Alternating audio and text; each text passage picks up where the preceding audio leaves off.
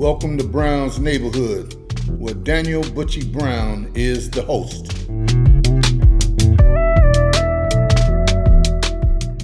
Okay, let me ask you a question. If somebody smokes Sherm, do it make them strong? They say that they have the strength of 100 men. I didn't see that, but what made me strong, I thought, was when I would be drinking that 101 proof alcohol with that. Bruh, Jimmy. Come on with it. Angel dust with 100 proof. Yeah.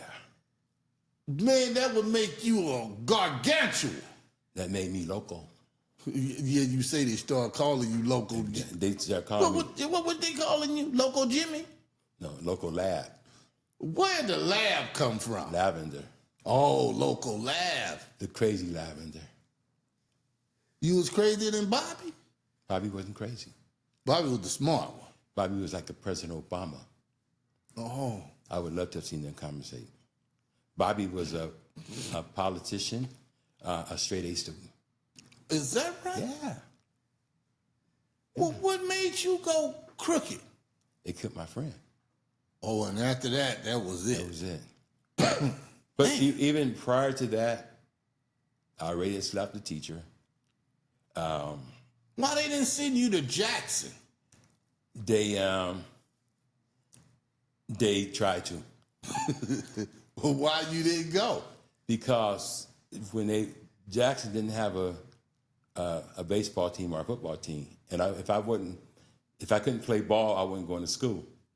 So what happened was Southgate High School is not a LA City school. So you went to Southgate High? Yeah, because I couldn't go to another LA City school. Wait a minute, man. How many high schools you went to? I went to every high school on the east side of LA. And you didn't go to Huntington Park? No. I went to Southgate, Locke, Jordan? Fremont. I went to Jordan twice and Jeff twice.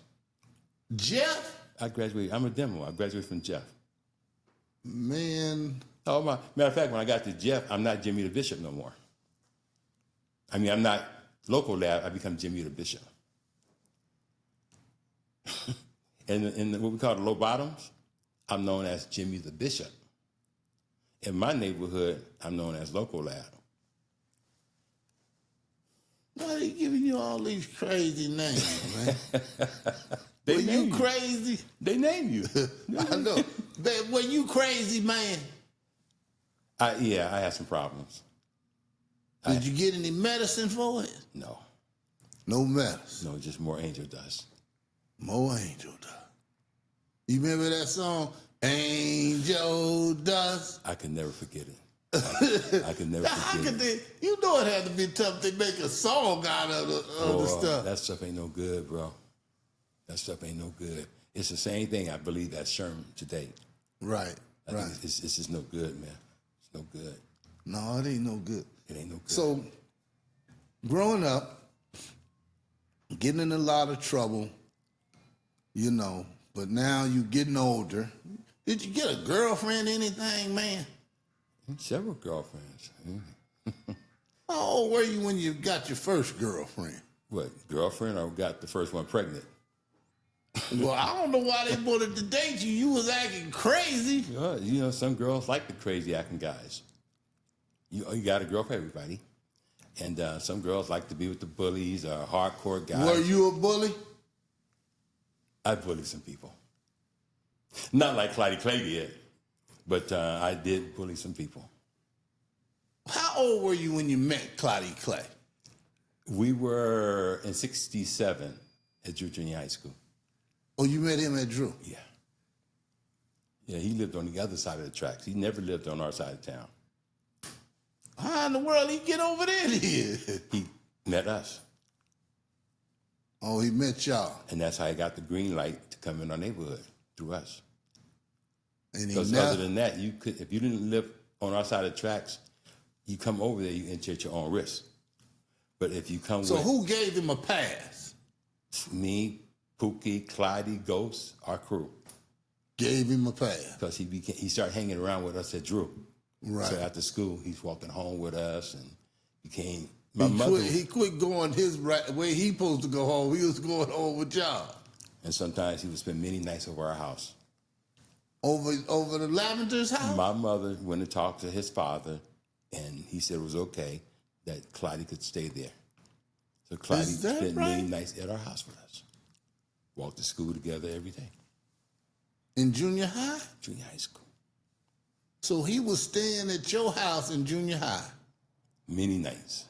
Many nights. Yeah, because he stayed over on 79th in Stanford somewhere. Yeah. And then he hung out with us, man, till 11 or 12 o'clock at night. And then Mama shut those doors at 11 o'clock because my father had to get up early in the morning to go to work. Right.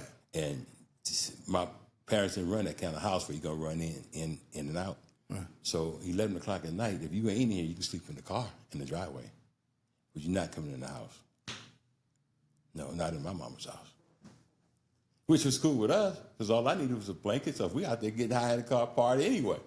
And then we had a garage back there. We go lay in the garage. Didn't care about if I was in the house or not. Well, when did you get your first girlfriend, man? Don't know when I think, I'm going to say Linda was maybe 14. And how old were you? No, I was 14. And you met Linda? Yeah. Where no, you that meet? was Kathy. You met, who did you meet first? Kathy lived down the street from me, and that's my very first girlfriend. And how old was she? My age, 14. And y'all met. Was she going to Drew too? Yeah. And you made her your girlfriend? Yeah. And when did you start having sex? I started having sex when I was about 13. Was it with Kathy? No. Well, what woman was this one? You were nothing but 13, man. 13, selling Red Devil pills. Who had you selling Red Devils? Me? Where did you get it from? Well, the pills is only, you get 3 pills for $1. So, and because I was so bad in that neighborhood, somebody fronted me with some weed and some pills. I got my first ounce of weed when I was about 13 years old. You bought it? It was fronted to me, and along with a bag of Red Devils. And you just bring them the money? Exactly. Did you make a profit? I did. I think maybe a couple weeks later, instead of them fronting me, I was buying my own from them. And when you have Red Devils, especially Red Devils, a lot of women were addicted to them. You get What them Red Devils do to you? Golly, they would make the girls horny and they just relax, make them sleepy. And you would give them one? I would give them 3. And they take all 3? I'm sorry? They take all 3 of them? Yeah, I was happy when they took all 3 of them. Why you was happy? And then if you come to me 2 hours later and you don't have no money, I learned how to barter. I give you 3 pills. What you gonna do for me? You would do that, Jimmy? Of course. Now, if she's 30 years old and I'm 13, 14 years old, that was like a big thing. She didn't care. She wanted to get high. Man. And hey, I did all that. Man, at 13, 14, I wasn't thinking like that. Oh, man, yeah. Oh, yeah. And I thought I was pretty bright. Oh, yeah, my. You know what I'm saying? When I Punchy might have was doing stuff like yeah, that, though. Sneaky. Yeah. But, when I was 15 is when my girlfriend became pregnant. Kathy? No. Linda? Linda. So you and Kathy broke up. Yeah, me and Kathy broke up. And where you meet Linda at? Through my brother, Woodley, the one we call Captain Crunch. My oldest brother was going with a sister named Stephanie, and that was Linda's friend. They stayed by Gumpers Senior High School. And I would go over there with her, and that's how me and Linda met. She became your girlfriend. Yeah, and then she messed around, got herself pregnant. She didn't get herself pregnant. She had to be screwing somebody. Yeah, she got herself pregnant. She got pregnant. By you. By me. Lord have mercy. By me. And then her mother gave her the blues, of course, and told her she can't see you no more. well, what she did was got with one of her friends who did a self-abortion with a hanger. And she had an abortion? Almost killed herself. Yeah. Stuck the hanger in there and killed the baby. Linda did that? Linda did that. You was mad as hell. I was mad. We got to the house. Ghost took me to the hospital down there in Harbor City. At Kaiser. I He think it's took Kaiser. you? Yeah, we had to go see her because she was up in the hospital. Yeah. Yeah, Did you screw her after that? a couple of times. So after that happened, you still had sex with her? Yeah. But it was over with basically because I'm like, you killed my baby. Right. And my mother, all of them was, because my mother made pretty good So money. who was your next girlfriend? You remember? I think it was Lenny. Who? Her name was Lenny. Did she have a baby for you? No, and she lived in a house in the village. And then of course now at 16 I'm going to around Jeff, and that's when I got my oldest daughter. Mother. Man, you went to so many high schools, you was meeting a whole lot of girls. You know, I mean, And messed around and had a 1960 Chevy. how did you get that Chevy? My grandmother bought it from my cousin for $75. And let you drive it? No, it was my car. We needed it. My grandmother on 43rd baked cakes for a side hustle, and that's how we delivered the cakes to my car. And how old were you when you got that car? 16. You was rolling Amanda. with no license. With no license and wasn't going to school. Now I'm at Dorsey, I'm at Crenshaw, I'm at Freeman. No, I'm everywhere. I got a car, you know? But I was a hell of an athlete. Were you? What position you played? Football, I played outside linebacker. You get hit? Linebacker. That's what we do. And I played baseball. Man, I wonder could you tackle me when I was playing? Yeah. I mean, you might have, could have, but I'm saying, I'm telling I was you. running hard, man. So was Ricky Bell. You tackle Ricky? Yeah, I tackled Ricky. Jeff against Fremont. What? Yeah, that's my buddy. You played against the great Ricky Bell? I played with and against Osborne Smith, Ozzie Smith in baseball. You played against Ozzy? In basketball. Osborne was a Ozzy's hell of a that basketball. loud. Yeah, but he was a hell of a basketball player, Drew. Was it? Yeah. Osborne was a bad boy. At Drew? Yeah. You know a brother named Chris Wynn? Little short Chris? I always compare Chris? him. Yeah, I always compare him. Petey? Yeah. Was Yeah. Chris any good? Ooh-wee. Hey, That well- boy was quick, had heart. Little as he was? Yeah. Chris ain't no joke. When I got to Drew, he was a senior. Right. He was up there with Raymond Lewis and all those guys. Okay. So I'm watching those guys play. Right. The Lawrence Williams, the Eddie Williams. And I watched all of them play. I played against Lawrence and Eddie Williams. I wasn't no punk out there on the basketball court myself. You wouldn't? No. Baseball, I was a utility ball player. I could play anywhere on the field. Man, you should have lived like a good kid then. This is what I regret. And I want to share this story with you real quick. Share it with me.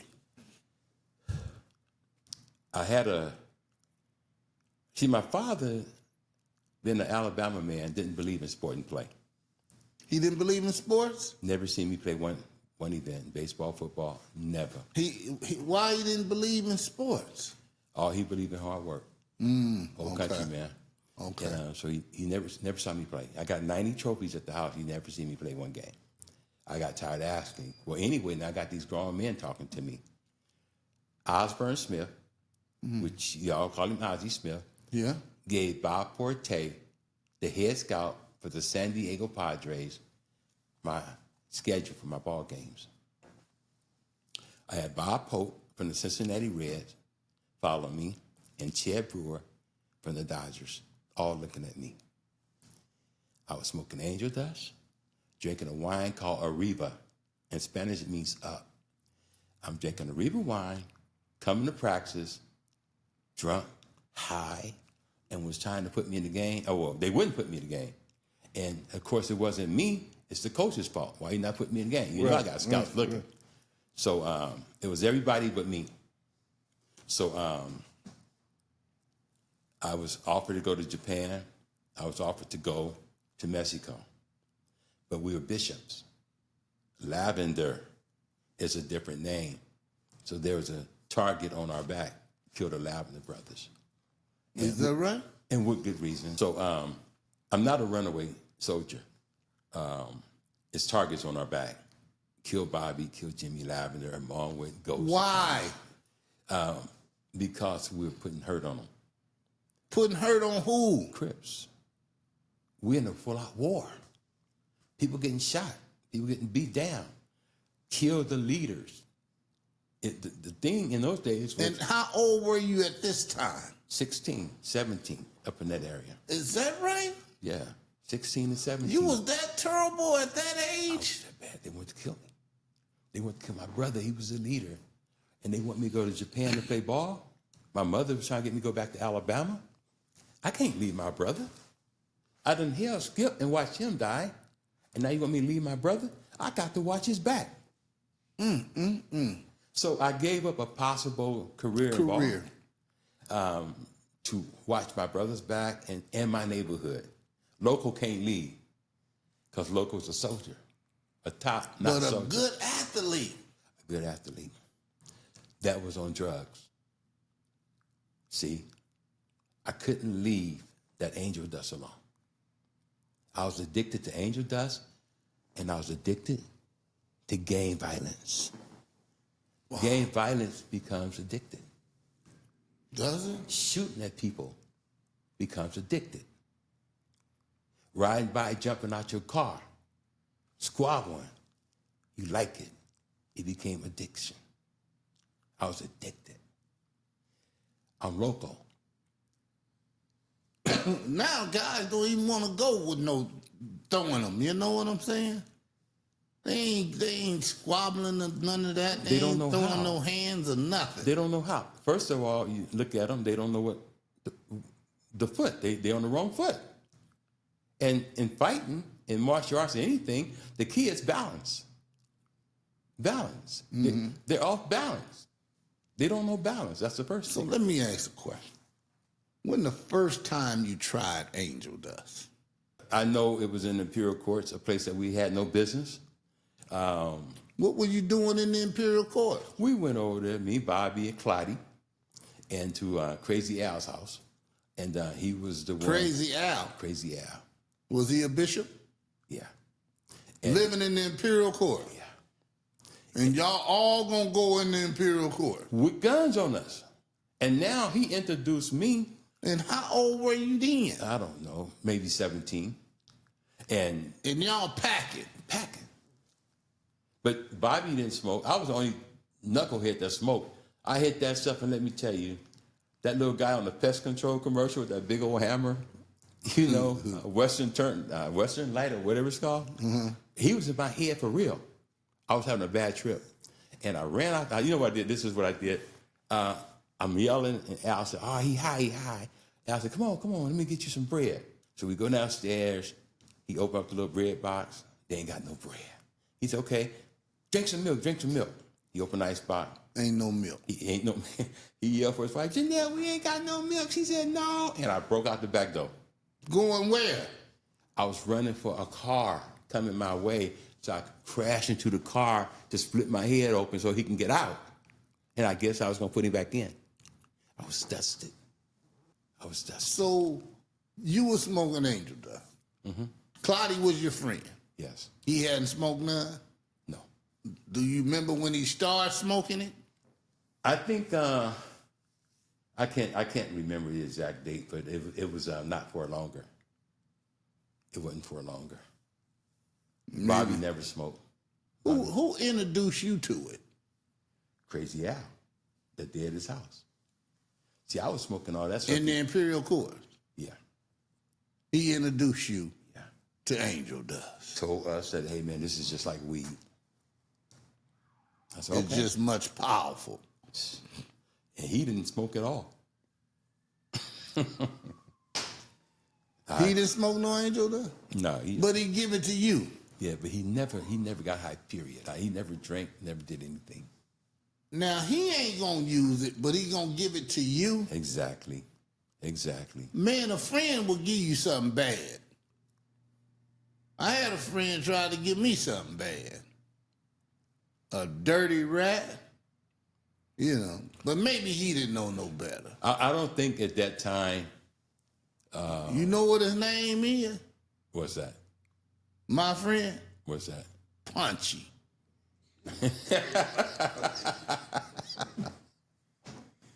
Yeah. Brown, Punchy did it. try this.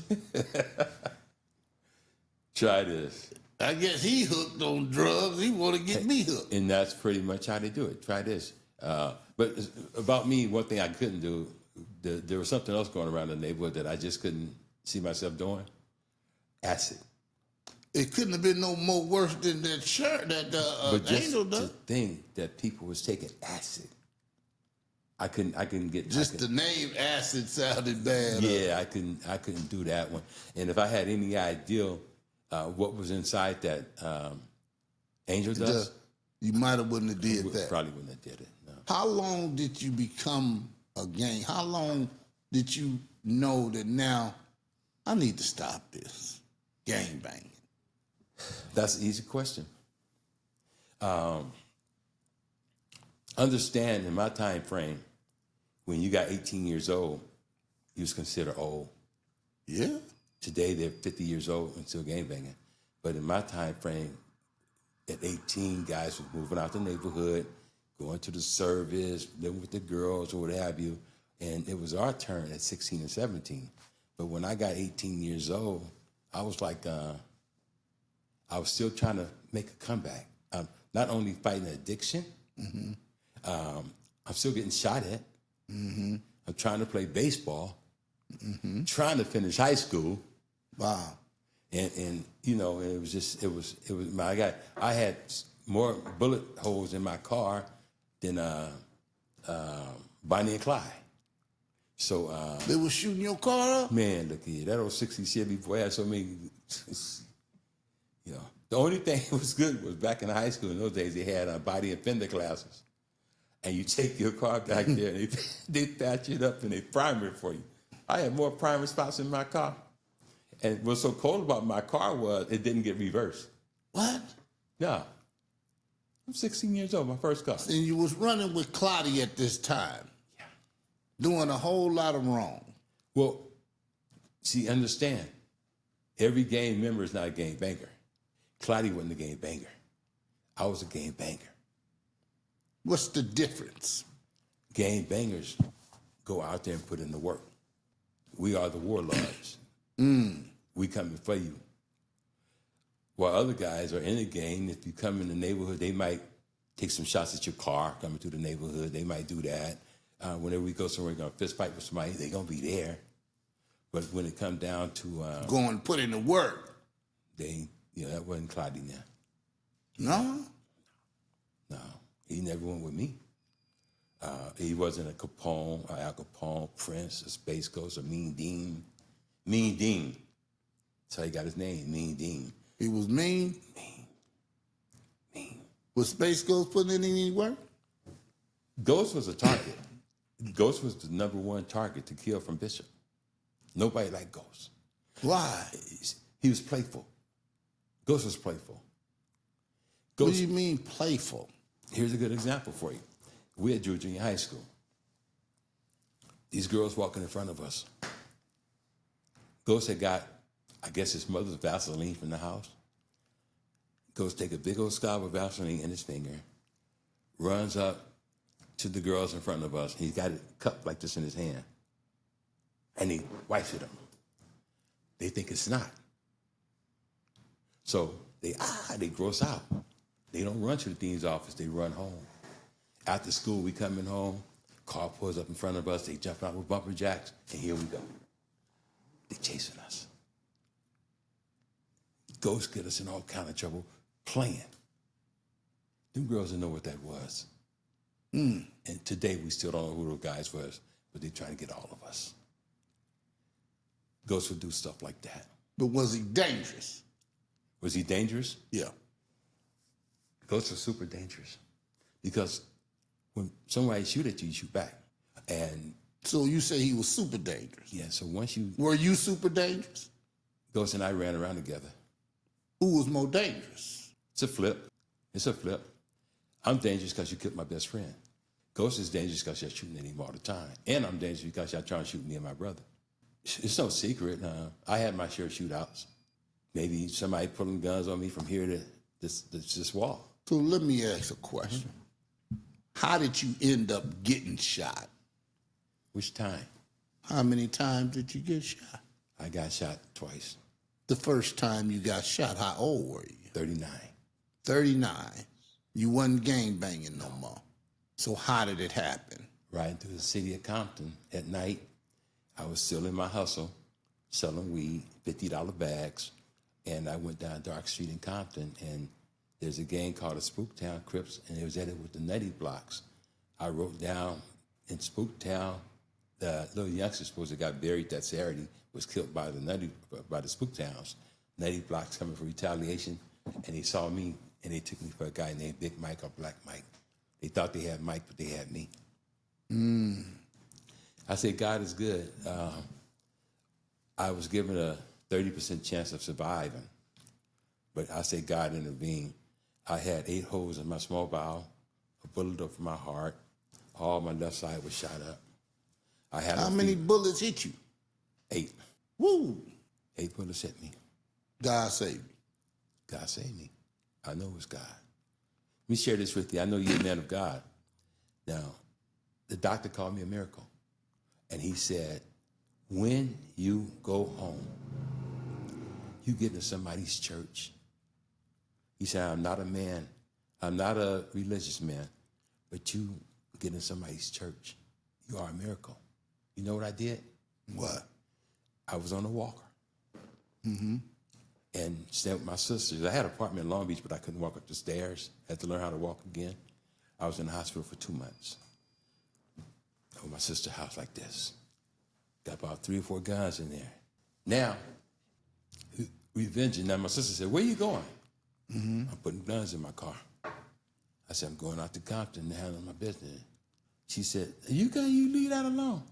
I said, no, I gotta go with my revenge. She said, But you barely could walk. right, but I could drive. She said, Or revenge you is... was gonna drive by. Yeah. She said, revenge is the Lord's. And I told her, revenge is mine, said the Lord. She said, that's not what he meant. I said, that's how I take it. Watch this. I go to Compton. I see this guy and 2 sisters standing up. Got a 45 right here, some high-power rifles. I looked at him. I said, yeah, he's one of them. Truth is, I don't know who shot me. And I said, no, I don't know. I went to that little street called Terminal, whatever, right by the Blue Line tracks. I U-turned. I came back. They gone. It's 2 elderly ladies watering the yard. I pulled over. I say something to one of them. I said, ma'am, I got shot a couple of months and I ran into the post. She said, no, you didn't. You ran into my fence and you knocked my fence down. I said, how much do I owe you? Because if I owe you, I'm going to pay you. That's how I am. And she said, son, you don't owe me nothing. When they brought you back, because I had to run after I got shot. She said, when they brought you back from those duplex back there, I looked. She said, I told my friend right here, they finally got Big Mike. I said, Big Mike? So now I'm on the phone. My Crip friends, Big Will, Park Village Crips. I said, who's Big Mike? He said, what? They shot you in Compton for Big Mike? He said, Jim, you look just like Big Mike. I said, what? Whoa. Yeah, so he said, look, man, let's do this. Just do up a place for you. So we had a meeting. He called Big Mike for me to meet. We met at Nellie's, right by Centennial High School, right by the little Shell station.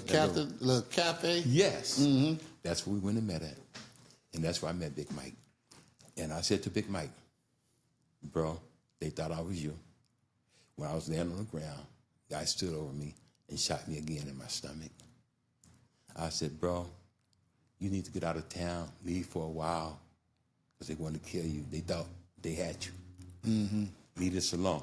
Mike was a big guy in the works, I understand. So Mike said, nah. He said, they got theirs, what they did. But I skipped the part when I went back home. When I said, nah, I'm going to leave this alone. Right. Because the doctor told me that I was a miracle from God. I said, you know what, Jim? Because I wasn't really like a God-type person. So I go back home, and I'm thinking, all of a sudden I start puking up yellow and green stuff. So I rushed back to the hospital. I'm back in critical. Back in critical condition. With a fever. I should have left it alone, stayed home. I think God was trying to show me something. So after that, all I've been telling people was, I left it alone. But here's the thing. Yeah. The Bible says you must reap what you sow. The Holy Quran says, as a man sow it, then so much he reap. A lot of stuff I thought I got away with when I was a youngster. 39 with a family, not living that life, and I get cut down in the street like that. As a man sow it, so much he reap. It all came back on me. And I thought about that. All this stuff you thought you got away with, Jim. Because you was doing a lot of stuff. A lot of stuff. Didn't have a problem pulling the trigger. Not at all. It's not a hard So you would be what they call a shooter. I was a shooter. Was Claudia a shooter? You know, Claudia wasn't a game banger, but would he shoot? He wasn't afraid to. He wasn't afraid to. Wasn't afraid to.